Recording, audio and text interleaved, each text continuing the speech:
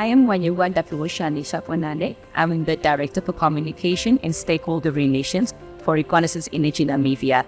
Recon Namibia is a Namibian subsidiary of the Canadian company Recon Africa, and we're doing oil and gas exploration in the Kavango East and the Kavango West regions of northern Namibia, and we also have a license in Botswana, and that is under Reconnaissance Energy Botswana, the Botswana subsidiary of Recon Africa. I'm also the one of the founding directors of the Women in Oil and Gas and Energy Namibia, a first of its kind for Namibia, established by 7 dynamic women within the industry.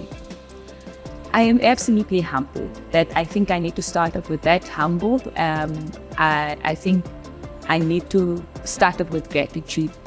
Because when you do your work, when you do your job, you never think that, okay, you're going to be recognized. You don't always do it because you're being recognized, but you do it because you want to do the best that you can.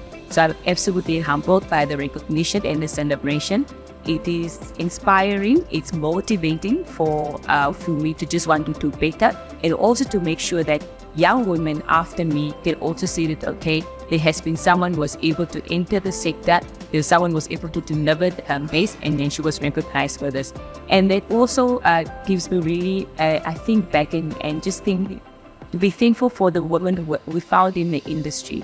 The Petroleum Commissioner, the Head of Exploration at NAPO, my Senior Vice President, the Deputy Minister of Mines and Energy. These are all women who have within the industry started the work of showing that women are in the industry meaningfully. And then of course through the African Energy Chamber, I'm just absolutely grateful for the recognition. And now it's when they say the pressure is getting worse, it's not getting worse, but it's really the confidence that they have in us to saying that, okay, we see what it is that you're doing, and we want you to keep pushing and want you to make sure that you also create a platform for those who come after us to be able to know that it can be.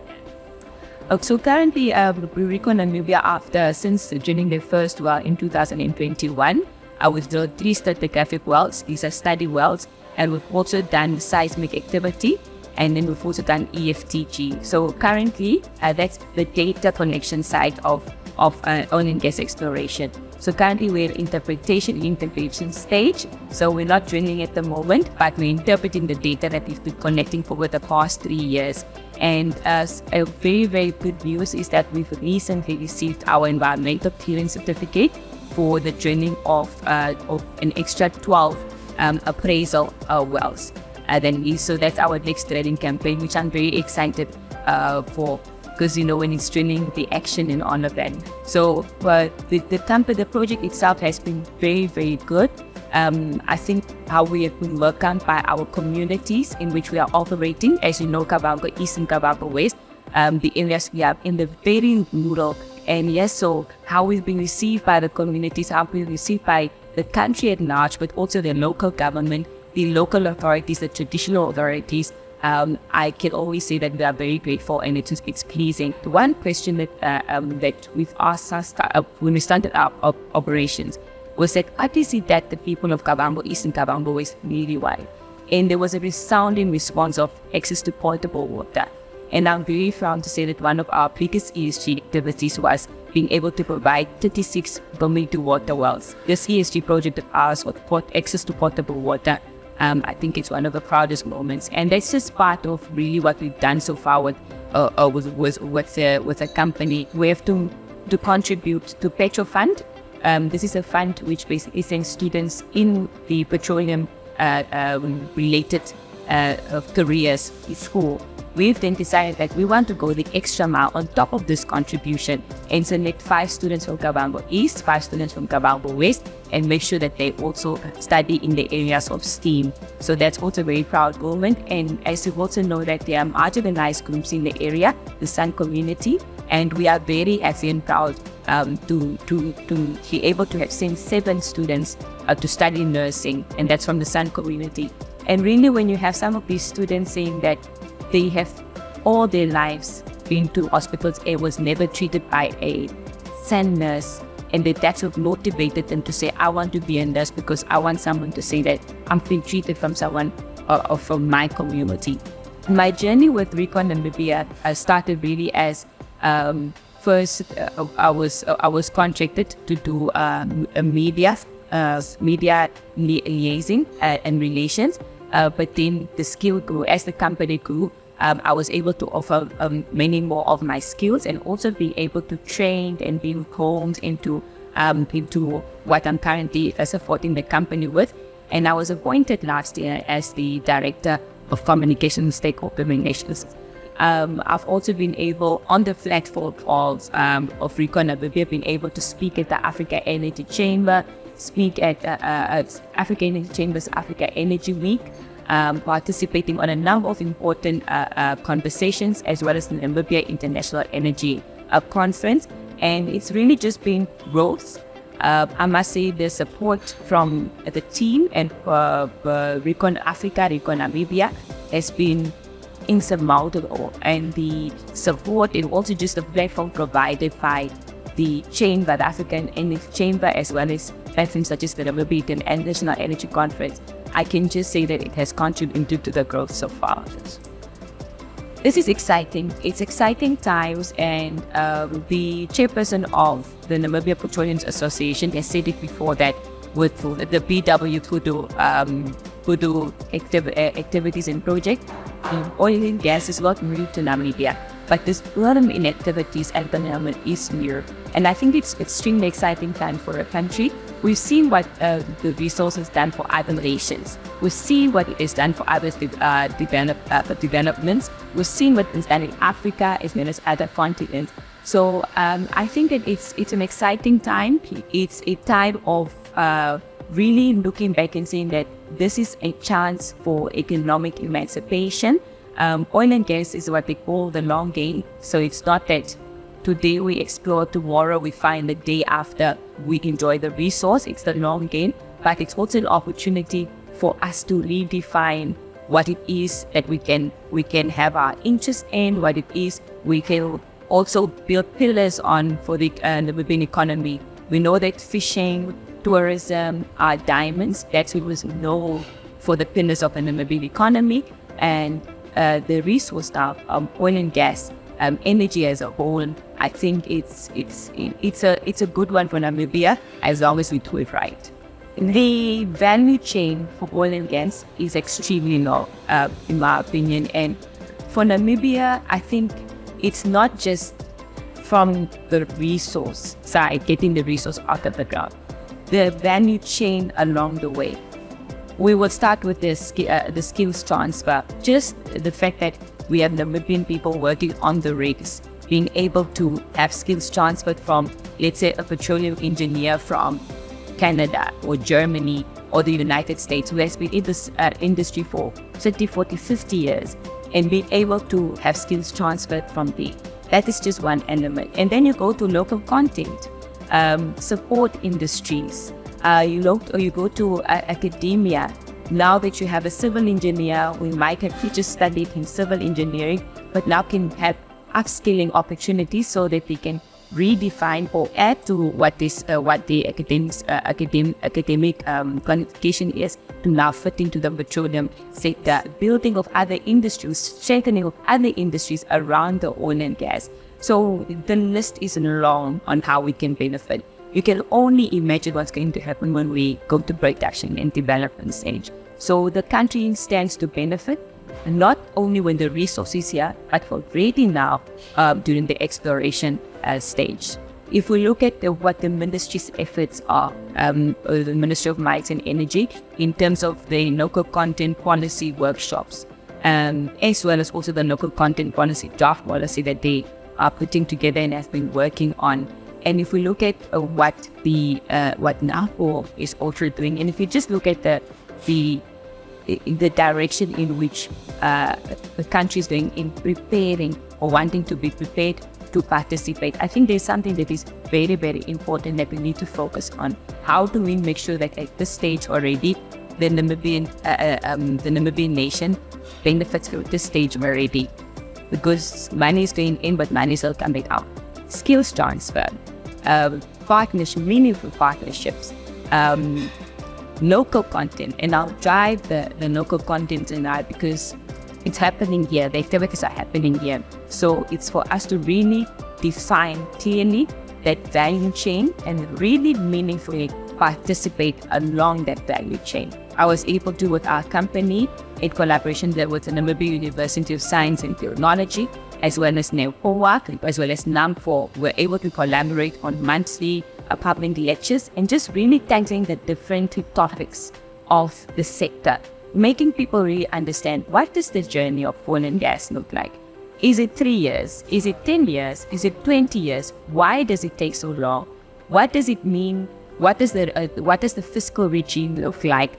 What does the legal requirements for an operator look like? So there is really ongoing education needs to go. There is a time when the Petroleum Commissioner was also on a panel, and she was asked the question, how much time does Namibia have to prepare? And she really answered and said, we were supposed to be prepared a few years ago. So we need to put in the work. So continuous education is needed, continuous awareness, advocacy around the sector, what the sector really stands for, education about the sector, education about the timelines, education about what needs to get done as to immediately participate. With this recognition of the 25 under 40, I immediately, at first it was the excitement, the celebration, and then I sat down and actually thought that now the work starts. Because back then you maybe just, okay, I'm doing my job, I need to get work done, I want to have an impact while I'm doing my job, but you're doing your work. But there is a daunting task because there are young women who want to enter the sector. The sector is previously known as male dominant. And with that, in the same breath, I do want to really thank my male counterparts in the sector. The chairperson of the African Energy Chamber has from day one advocated for the participation of young people in the sector and young women, and women especially in the sector. I need to create platform for others. I need to show that it is possible to, as a young woman, enter the sector, be able to give it your all, be able to put in the work and to deliver. And a good example is also the recently launched Women in Oil, Gas, Energy Namibia Network. Young women, if I have to speak about our co-founding board of directors, a number of them, in fact, I think all of them have been in the sector longer than I have. But the work that they have put in, their capabilities, the delivery, the capacity, the skills, it always swings for itself. So young people we just have to continue doing that. And I think with WOGEN, that's one of the things that we also have to drive forward. I don't want to speculate, but if looking at what the discussions are now, it feels great. And I'm only, obviously the first thing that is like, to find the resource. But if you look at really the potential of it, you can only want the best. If you look at the potential of resource, you can only want the best. Again, we look at what the resource is done for other nations. We look at what it is done for other economies. We look at what is done for other developing countries. Because oil and gas does not just stop with putting fuel into the car. It is the backbone of many industries and manufacturing, and we see what it is done. So in the next 10 or 20 years, I really am hoping to see a real economy that has been pushed by the oil and gas sector. I'm hoping to see meaningful participation by the Namibian people. I'm hoping to see the value chain, as long as it is, that is occupied by Namibian people meaningfully participating. And us really just like any other nation thriving from the resource. The Namibian Constitution also provides for the protection of the environment. If we look at how the oil and gas sector is regulated by even, it's not just the Ministry of Mines and Energy, but it's Ministry of Agriculture, Water and Land Reform, the Ministry of Environment, Forestry, and Tourism. If we look at the regulation in the sector, and we look at how the country is set up with the democracy, I really think that we just need to continue putting in the work to make sure that this resource works for us. I really strongly am of the opinion that we are on the right track. We just need to continue putting in the work and remain with the principles of this resource for Namibian people for the benefit of the Namibian leaders. Really thank you to the African Energy Chamber for the recognition.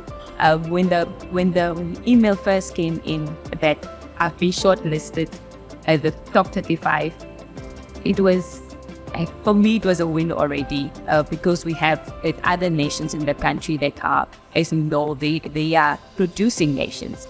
And we are upcoming. So for myself and Taimi, and a big congratulations to my fellow countrywoman Taimi Temu of ExxonMobil, for us to be recognized for the work as we are doing, I'm humbled. In addition to that, again, I'll just emphasize that there's been always questions coming, how do I participate? How do we participate? It's really to look at and say, not just how do I participate, how do I meaningfully participate, and how do I prepare myself to be part of? And for those who are in the sector, in the industry, platforms have been created for us. Opportunities have been created for us. So how do we also make sure that we create platforms for others?